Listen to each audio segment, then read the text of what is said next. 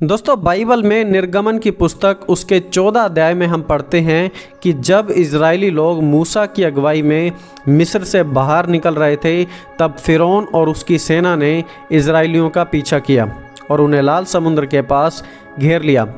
ऐसे में इजरायली लोग काफ़ी डर गए थे, क्योंकि पीछे फिरौन की सेना थी और आगे लाल समुद्र। और इस सिचुएशन में उनके परमेश्वर यहोवा ने उनके लिए एक बहुत ही बड़ा चमत्कार किया, एक रास्ता तैयार किया। मूसा ने इजरायलियों से कहा, मत डरो, आज खड़े खड़े उद्धार का काम देखो।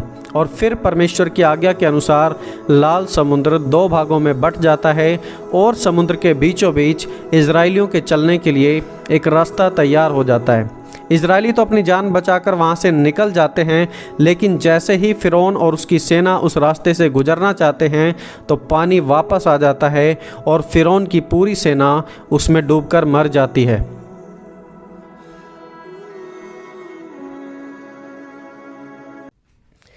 समुद्र का 2 भागों में बंट जाना और एक पूरी की पूरी सेना का उसमें डूबकर मर जाना, वैज्ञानिकों को यह बात बिल्कुल भी नहीं पची और उन्होंने इसे सिर्फ और सिर्फ एक मिथ कहा, एक मनगढ़ंत कहानी कहा।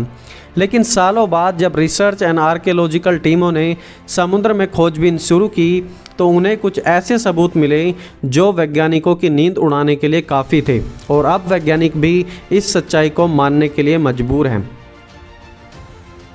न्यूज़ एजेंसी डेली स्टार की एक रिपोर्ट के अनुसार स्वीडन के साइंटिस्ट डॉक्टर लेनार्ड मोलर ने इस बात की पूरी तहकीकात की, और जब वो इस बात की तहकीकात करने के लिए जा रहे थे तो उन्होंने अपने साथ एक वीडियो शूट करने के लिए अमेरिकन टीम भी रखी, और वहाँ पर उन्हें उसी फिरौन की सेना के कुछ अवशेष, रथों के पहिए और कुछ हथियार जैसे कि तलवारें वगैरह भी मिली हैं, जैसा कि आप स्क्रीन पर देख भी सकते हैं। इन बिखरे हुए रथों, तलवारों को उसी समय का बताया जा रहा है। इनफैक्ट वहाँ इंसानों और घोड़ों की गली सड़ी हड्डियाँ भी मिली हैं।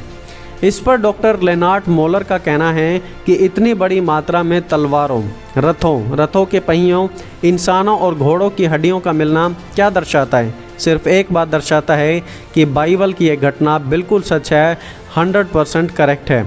उन्होंने इस विषय पर एक बुक भी लिखी है जिसका नाम है द एक्सोडस केस, जिसमें उन्होंने इस बात को और ज़्यादा सबूतों के साथ प्रूव किया है कि बाइबल की यह घटना एक मिथ नहीं, एक मनगढ़ंत कहानी नहीं, बल्कि सच जानने वाली एक घटना है। दोस्तों इससे पहले डॉक्टर रॉन वाइट ने भी इस प्रकार की रिसर्च में अनेकों सबूतों को खोज निकाला था। डॉक्टर रॉन वाइट ने भी इस बात का दावा किया था कि उन्होंने फिरौन के रथों और कुछ अवशेषों को समुद्र की तह के नीचे खुद अपनी आंखों से देखा है और उनकी पिक्चर्स भी ली थी।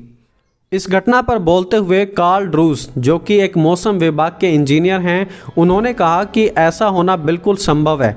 जब ज़्यादा हवाएं चलने लगे तो पानी का 2 भागों में बंटना पॉसिबल है, साइंटिफिकली उन्होंने एक्सप्लेन करके भी बताया।